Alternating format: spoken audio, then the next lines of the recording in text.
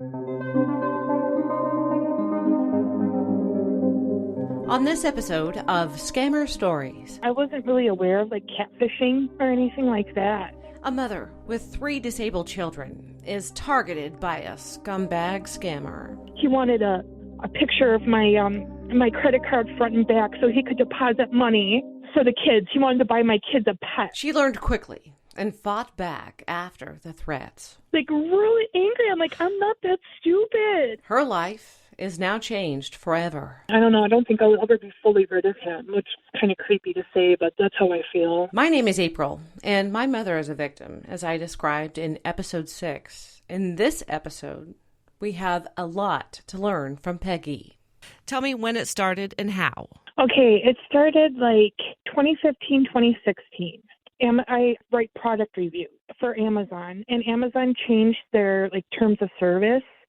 So we had to have a lot of like social media friends, you know, like on Facebook, Instagram, so we could get more products that way. So that's when it all started. I went from 200 friends to like 5,000 in like a week.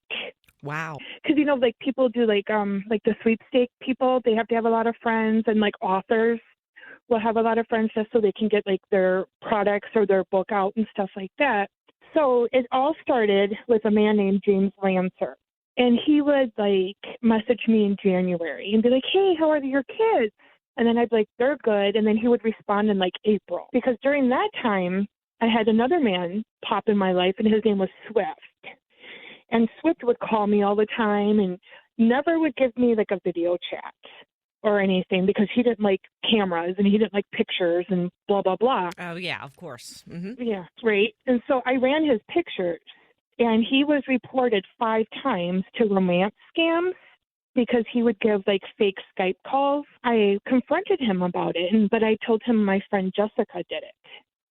And he was like, oh, she's jealous of us and our love and blah, blah, blah. And don't listen to them. Someone stole my identity.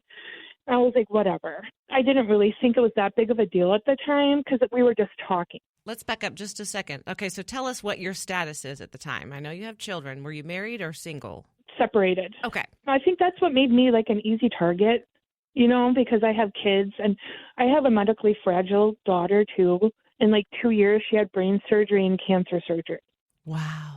You know, I have close friends on my Facebook, so I would post updates about her, and I didn't think of the other people that were seeing these updates, you know, and that's how kind of like James Lancer would get to me. How's your daughter doing? And how are you doing? And stuff like that.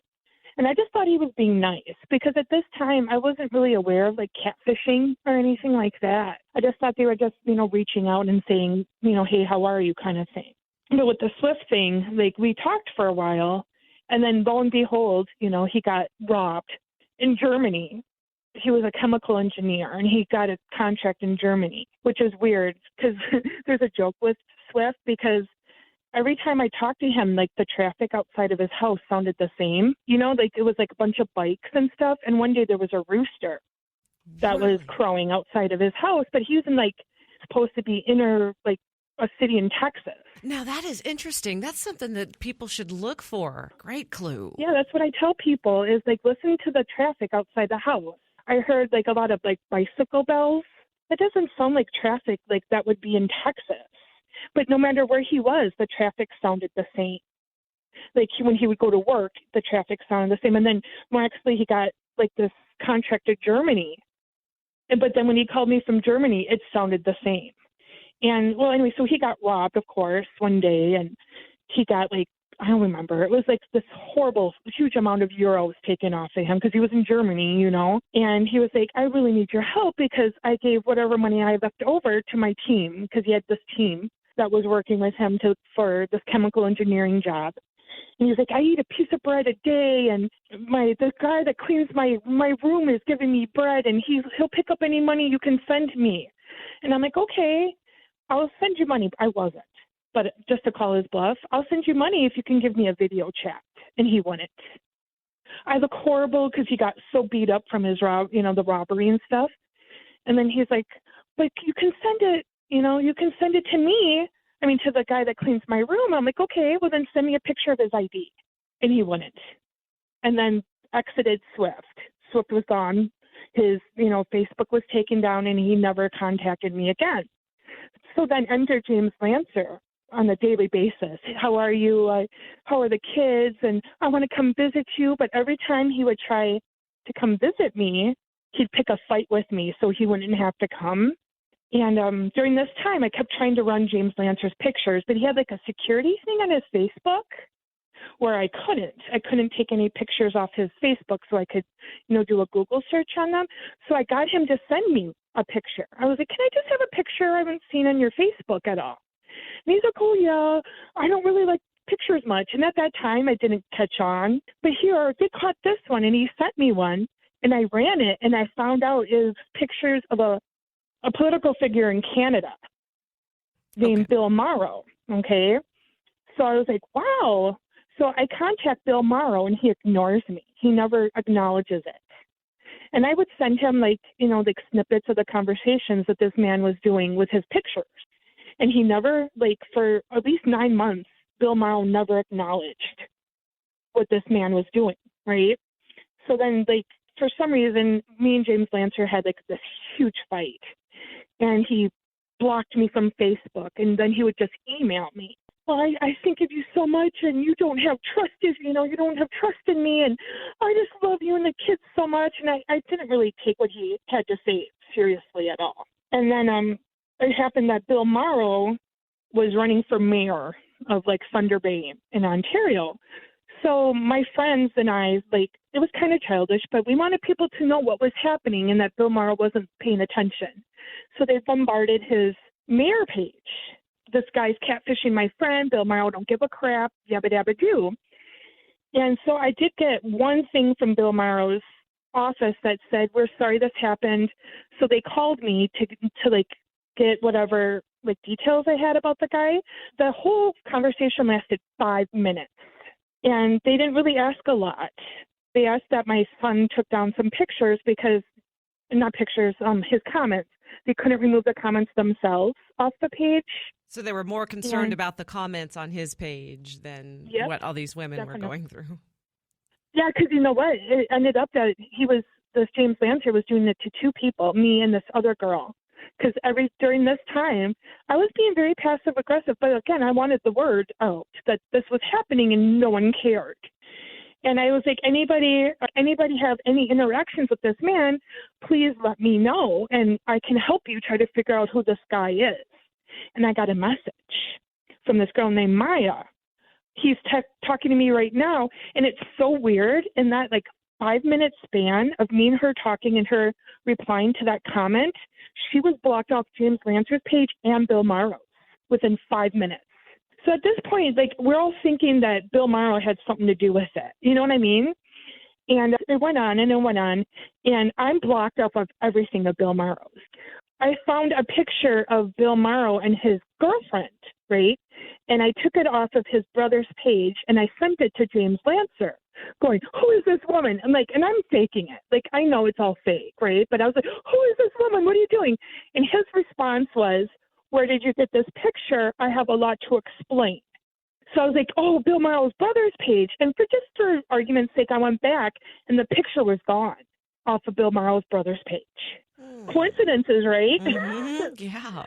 So it keeps going on, and James Lancer got really verbally abusive with me when I wouldn't give him my address, and he wanted a picture of my credit card front and back so he could deposit money for the kids. He wanted to buy my kids a pet. That was his thing. I want to buy them something that they'll love. And I'm like, well, if you ever come visit me, you can buy it then. I'm not giving you any of that kind of information. For some reason, James Lancer gets me to go to Google Hangouts. I don't know. I was trying to maybe get him to slip up a little, but he was that good. I couldn't. He would not slip up. And he's like, Peggy, I want to do a video chat with you. And I was like, oh, cool. Maybe I'll finally get to figure out who the heck he is, right? So he video chats me, and it's a video of Bill Morrow off of his campaign page. And what does it say? He didn't have any audio on it. It was just him, just looking. And I was like, what? And I got really angry, really angry. I'm like, I'm not that stupid. So I just hung up. And I went to Bill Morrow's page to see if the campaign page to see if I could find the video, and sure enough, it was like the first video on the page. That's hysterical. And I was like, oh, right? And I was like, oh my God. So I emailed Bill Morrow because I was blocked up everything. And I'm like, hey, this is your favorite American, you know. Here I am again. He's taking videos off your page. Maybe you can have someone go through there and see if there's any funky people from different countries or something. You know what I mean? Just maybe we can narrow it down who it is. And of course, I didn't get any response. So after that, like, we talked for like another couple weeks, and then I just lost it because he kept calling. I think it was a couple different people talking to me because like the email sounded like a different person. The messages sounded like a different person, right? Because the messages, he would call me dear every other word. And then, like, the person that did the email would be so poetic. Because he was like a shipping engineer, right? And for Costco shipping company, he even made a fake page for it on Facebook. I'm staring out into the seas and I'm thinking of your beautiful eyes. And there's just really like overly gag-worthy words that he would use. Yeah. But then if like on Hangouts, if I didn't agree with him right away, you know, I was snippy and I better watch myself because he's the only one that will ever love me and no one else will love me. And one day I just lost it. I'm like, I can't take this anymore. I can't talk to you. You're just not who I think, you know. And he's like, but I love you. And then one last try, I was like, okay, your love is just a dream. And that got him mad and he called me. And you'll never guess who it was. Swift. Ah. Yep. And I was like shocked when I heard the voice. And he was like, you need to know how much I love you. I'm like, okay. And I just hung up.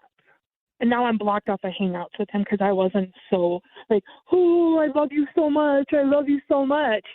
But now, like, I look back on everything, there was a lot of similarities that I didn't choose to see. And I'm so glad that I knew enough not to give any personal information like my address or anything like that. But it got to a point where people were like, Peggy, just block these people. I'm like, I want to know who this is. You know, they've wasted so much of my time and my energy. I want to know because they try to make me look like an idiot. But I got to come to terms. I'll probably never know who it is. But what gets me in the whole situation, too, is that Bill Morrow's camp, his family, the whatever, doesn't care that this man is doing that with his pictures. And we don't know how long he's been doing it either. And he seems so confident in it. Like he's never going to get caught or reprimanded or anything like that. You know, it's like you ever watch the show Catfish, the people that are every like semi-serious, like semi-famous or whatever, they apologize to the people. They say, hey, that's not me you're talking to. I'm so sorry this happened to you. That's not me. I hope you find who it really is, and I'm sorry, or something like that. Bill Morrow never did. I never got anything from him. Some girl named Michelle who tried to portray him as some elderly man, that didn't know what the heck he was doing. You know, he don't know anything about Facebook or anything. It's not him. I don't know, maybe if he just would apologize for it or even acknowledged it in the beginning, I wouldn't have gone on so long with it. You know what I mean? Like I needed some sort of closure with it. And for him just to block me on everything. Oh, I forgot too. There's another thing. This is even creepier. Okay, so the James Lancer profile used to talk to a girl named Rachel Brooke. The two profiles would talk between each other. And they would put like gala pictures, like, oh, the opening of whatever or something on it. And the Rachel Brooke would be like, oh, it's so good to see you there, James. And then James Lancer would be like, thanks, Rach, for having me come out. And I ran the pictures of the Rachel Brooke, and it was a woman in, Thunder Bay that was like a prominent woman. She ran like a woman empowerment center for women in business and stuff like that. It was like a real person. And I informed her of it, that this was happening. She blocked me too. Let me make sure I understand what's happening. So she was a real person talking to a fake profile.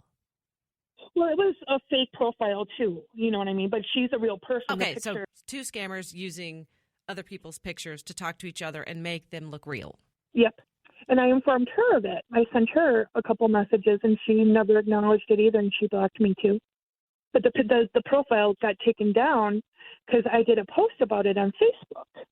I was like, look at this. This is another fake page. Keep an eye out for it. And I ended up having like a mutual friend with the girl, the real person. Her name is Rosalind Locklear. And I posted that, and within maybe, I don't know, when I checked it again, the page was gone.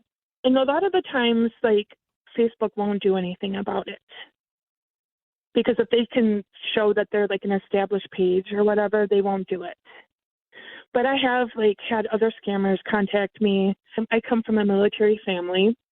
So when people steal military pictures, it really gets my goat. And if I have someone contact me and it's a noticeably fake military page, I'll report that. And they seem to take those down pretty quickly, like at least in my experience. But then there's a lot of them that get to stay up forever, and they take money from women and stuff like that, and they don't get anything done to them. I guess it just depends. It depends on the day. You know what I mean? Like, ever since this whole started, I try to help women. I'm on like members of like scamming groups on Facebook, and I'll reach out to women, to show them like how to run pictures and like the speech indicators of like scammers. How like they say dear a lot and am instead of I'm and stuff. And I try to do some good after the bad that's happened to me. That's what I'm doing too. I hear you, sister. Yeah. Right, because you don't want anyone to have to go through that same thing, you know what I mean? And scamming will never stop. At least we can try to help people, I mean, I'll never get probably resolution in my situation, but at least, I don't know, I'll have to come to terms with it, I guess, Do you still have your Facebook profile up? Mm-hmm. Yeah. I do. And I still, like, if he emails me, like, I read it because he'll email me. He always pops back up, James Lancer. He never goes away for a long time. But then he'll make, like, if he emails me again, he'll make, like, it's my problem and I need to apologize to him. And he loves me so much. I mean, he does that all the time. He goes away and pops back up months later, probably because he can't get any luck scamming the other women he talks to. And I really honestly think that on my Facebook, he probably has at least one or two more profiles too. Because like I've gotten emails from him saying, I don't appreciate the jokes you make about me on your page and stuff like that. And he's blocked me, so how the heck else can he see me? I mean, I don't know. I don't think I'll ever be fully rid of him, which is kind of creepy to say, but that's how I feel. I didn't think about that. I mean, this whole, I totally condensed it because this has gone on a long time. And you sound young. How old are you? I mean, you don't have to say I'm 40. exactly. I'm 42. Yeah, I was going to say, yeah. Because a lot of the people I talk to are older, but the older women tend to have given money, and you didn't, thank goodness. But No, at least I knew that, at least I knew not to do that, and like I did play with him too. Like I said, I did make him think I was going to give him money just so he would try to show me who he was. When I did, he did say something like, just send it to me. I'll figure out about the ID. So then like later on, I'm like, wow, he probably got fake IDs with this name and stuff too, which is even creepier. Like how much time they put into that. It's just mind boggling. I don't know how to cheat people out of their money and stuff. Why don't you just go earn it yourself? The person that the original Swift, his name is supposedly like Scott Demian, and he's supposedly like from like Yugoslavia or like Ukraine or something like that. And when I would talk to Swift, he never sounded like Nigerian or anything to me. He just sounded like he had a speech impediment. Like he would say certain words in the weird way. The only thing that ever cued me that he wasn't in this country was the traffic outside his house. So maybe his English was just that good. He was that good at what he does. Yeah. But I was like, now, like the rooster thing was like a total joke. You know what I mean? Like if anyone contacts me, my friend will be like, hey, have you talked to anybody with roosters in the background? Because that was like the major indication that he wasn't in this country, was that stupid rooster. And he was like, oh, my neighbor, he must have that. I'm like, come on, And then like he would fall asleep at really weird hours. He'd call me at like 7, but he'd be like, talking like he was half asleep. And then, like, if I would text him, he would text me back at, like, 4 or 5 in the morning. And that's what I tell people, too. Look at time zones. That's a big indication, too. A lot of them, they don't really care about the time zone. They'll say, well, I couldn't sleep. That's what James Lancer would say. I was up really late or I couldn't sleep because I was thinking of you. I was like, whatever, you know. But I'm glad, like, I can tell my story because I really feel like nobody cared what was happening to me. I mean, still to this day, I've got nothing from Bill Morrow. No acknowledgement whatsoever. I mean, I don't know if that was happening to me. I'd be like, dude, I'm so sorry they took my pictures. Mm-hmm. I'm sorry this happened to you. And he's just like, whatever, block, you know. I even, like, on his campaign page, his brother's phone number was on there. And my friend, like, called it and was like, hey, you know, this is, because we were, at one point, we're like, well, maybe he doesn't know what's going on. So my friend called him and was like, hey, this is happening with your brother's pictures. And, like, his brother was, like, really rude and hung up on her. He was probably a little older, too, and maybe didn't understand what was going on. Yeah, maybe. I don't know. Let's give him a little bit of benefit of the doubt, I guess. Yeah. But now he knows, you know, because he blocked me. So he knows now. That really gets me. That really does. So Bill Morrow's become a joke, too, you know. But I feel so good, like, getting this out, though. Like, someone that doesn't know me knows my story. This is how I feel when I hear other people's story. It's therapy for me. Yes, definitely. Yeah. And, like, I always tell women, too, like, don't feel bad that it happened to you because they're good at what they do. They get you to believe that they love you and that they've been looking for you all their life and stuff. Like, don't feel bad that you fell for it because they know how to talk. They probably have a script and they probably say it to 300 other women, but they have this way of talking where because I did doubt myself a lot during the whole thing. I'm like, no, maybe I'm reading too much into it, or maybe I'm jaded or stuff like that. Then I got angry. Because, like, he knew my situation. He knew how my daughter was. And, you know, I have 2 kids that are on the spectrum, too. And he knew how full my plate was, and he still tried to play me. And that's what got me angry. And anger gets you through stuff a lot quicker, too, I think. Yeah, I agree. The biggest takeaway we can learn from Peggy's interview is listen to the background noise. That's crucial. I hadn't thought of that until now. One thing we need to address is Peggy's scammer picture as a politician, which changes the game. But often it's military members, and they're victims too. Their lives are turned upside down by desperate women, and I don't blame them. Just keep that in mind. So now that I've talked to many victims and experts on this podcast, here's my top 3 scammer scumbag indicators. 1, their English is awful. 2, they move in with love within weeks. And 3, they ask for money. So do not send them money, and please do not send them pictures. Scumbags will use that to get money when they think the money is gone. They did that to me. My mom's scumbag scammer did. It didn't work, but now, on a different note, I was on a radio program that airs in the U.S. and Canada, and it barely made a difference in the numbers of this podcast. I'm learning the best way to share information to help others is on social media. So please go to Facebook, search Scammer Stories, and share. All we can do now is share and show kindness for women and men who have already been scammed. In the meantime, there are 3 other Facebook pages I trust for you to check out. Scamming Scammers Action, Scam Haters United, and Advocate Against Romance Scams. You'll find a lot of information on those 3 pages. Also, feel free to email me at scammerstoriespodcast@gmail.com. Until next time, my scammer warriors.